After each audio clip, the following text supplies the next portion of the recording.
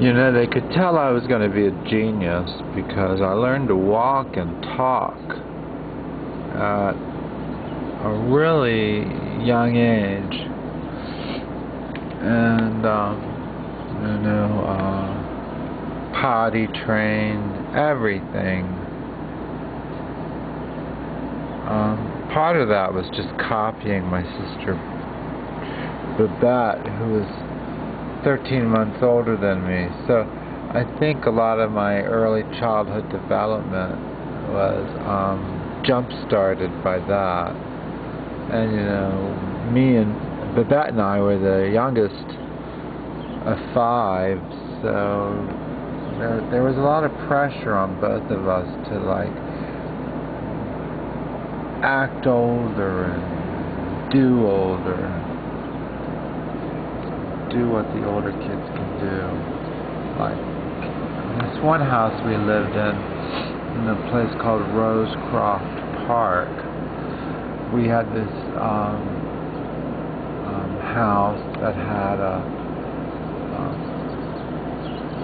carport, you know, and all the kids, one at a time, as they got older, well, I guess the 3 older ones were climbing up on the carport all the time and playing their own little games. Coco fell off of it once, and of course hurt herself.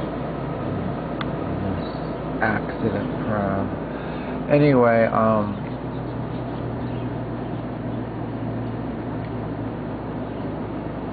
Babette learned to scramble up on top of that carport right before we moved out of that house. So I was robbed of that victory.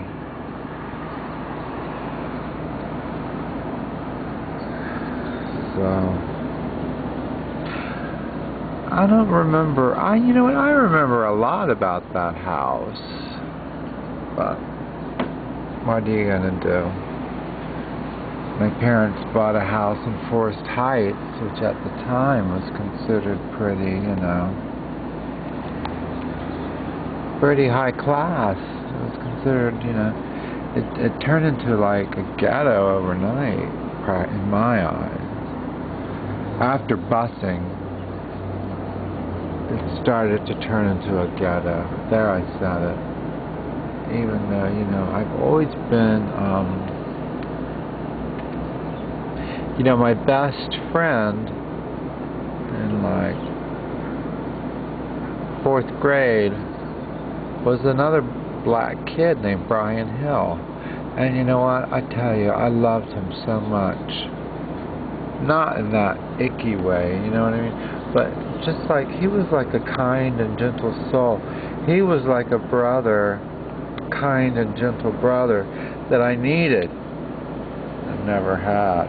And his mother was so sweet too. I remember meeting her. And they got bussed out of our school. Well, they bussed in these kids from this neighborhood called Anacostia.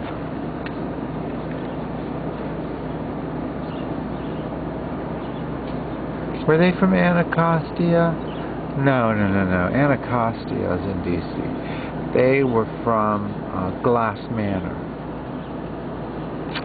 Got to get your place names right if they're going to be credible.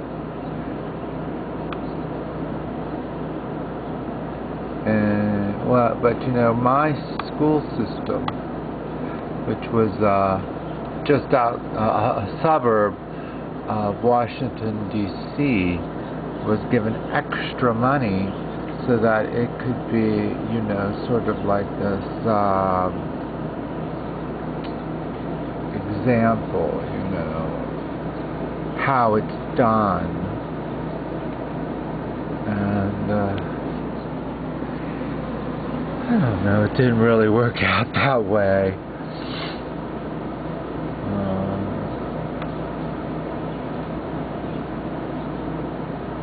All the white people moved out of the school district. So they sort of bailed.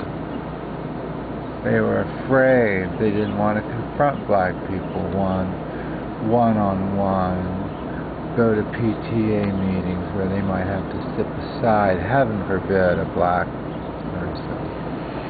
Or have their students, you know,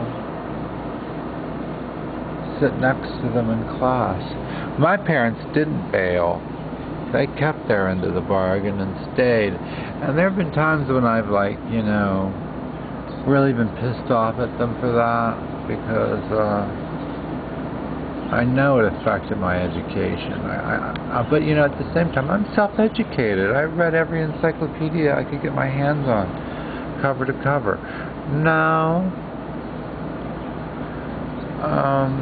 in retrospect, I'm proud of them for digging in their heels and staying there. Then they moved further out, but by that time it was too late, and the place they moved further out to was all rednecky. And so then you had, like, when black people started moving out there, it was just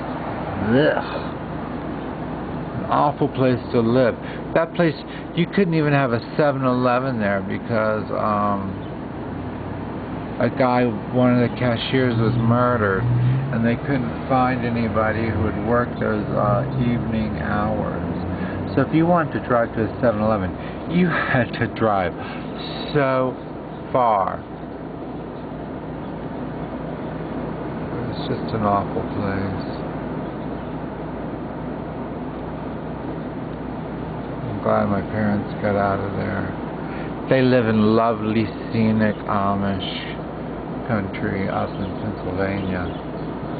So I'm happy for them. I'm glad they were able to sell their house while the market was still high and buy a really gleaming, nice new house.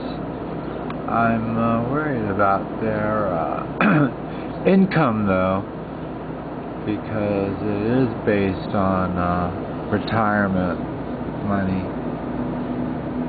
And so with the stock market going south, I'm sure their income has gone way south. And I feel really bad for them on that.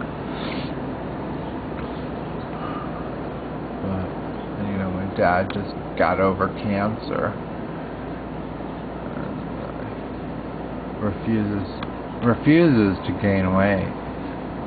Speaking of which, I've had no breakfast. So, let me let you go. Sorry for the glare. But, you know, deal with it.